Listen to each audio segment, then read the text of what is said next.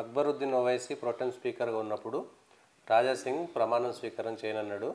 అంటే ఇది రాజ్యాంగం మీద మీకు కోపం లేదా? అంటే బాబాసాహెబ్ అంబేద్కర్ రాజ్యాంగం ఇచ్చిన అందరూ సమానమే, అక్కడ గవర్నర్ చెప్పినటువంటి వ్యక్తి మీద మీరు ఒక మతం ఆధారంగా ఎందుకు వ్యతిరేకించారు? రాజ్యాంగం పైన అభిమానం ఉంది, విశ్వాసం ఉంది. కానీ మాకు కొన్ని క్వశ్చన్లు మేము అడగాలి అనుకుంటున్నాం. ఇంతకుముందు కూడా చెప్పినాం. చాలా వరకు సీనియర్ ఎమ్మెల్యేస్ ఉన్నారు కాంగ్రెస్లో కానీ టీఆర్ఎస్లో కానీ. వాళ్ళకి అవకాశం ఇవ్వకుండా అక్బరుద్దీన్ ఓవైసీకి ఎందుకు అవకాశం ఇచ్చినారు?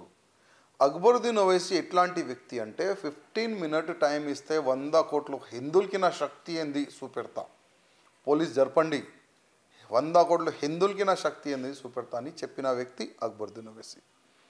ఆవు మాంసం నేను తింటా, మీరు కూడా తినండి చెప్పిన వ్యక్తి అక్బరుద్దీన్ ఓవైసీ. ప్రతిసారి హిందువులకి అగ్నిష్ మాట్లాడిన వ్యక్తి అక్బరుద్దీన్ ఓవైసీ. ఎలక్షన్ ప్రచారంలో ఇవాళ మొత్తం తెలంగాణ ప్రజలు సేఫ్గా నైట్ పూట పండుకుంటారు, సేఫ్గా డేలో తిరుగుతారు అంటే అది పోలీస్ వల్లనే.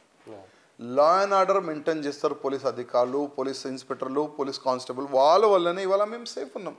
కానీ అక్బరుద్దీన్ ఓవైసీ ఎలక్షన్ ప్రచారంలో ఒక ఇన్స్పెక్టర్కి వార్నింగ్ ఇస్తారు, వెళ్తావా ఆర్డర్ ఇవ్వాలా పబ్లిక్కి, ఉరికి పిచ్చి కొడతారు. ఆ ఒక సందేశం ఆయన ఇచ్చిండు. అంటే పోలీస్ పైన అభిమానం లేదు, దేనిపైన కూడా అభిమానం లేదు. ఎందుకంటే ఆయనకి విశ్వాసం ఉండే బీఆర్ఎస్ గవర్నమెంట్ ఉంటే స్టీరింగ్ మా చేతిలో ఉండే, కాంగ్రెస్ గవర్నమెంట్ వస్తే కూడా వాళ్ళు కూడా మా కంట్రోల్లోనే ఉంటాడని ఆయనకు ఒక విశ్వాసం ఉండే. అదే అది.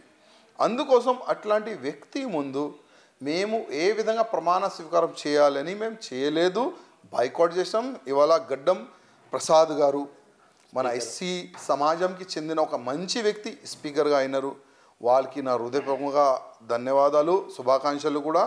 వాళ్ళ ముందు మేము ప్రమాణ స్వీకారం ఇవాళ 8 ఎమ్మెల్యేస్ చేసినాం.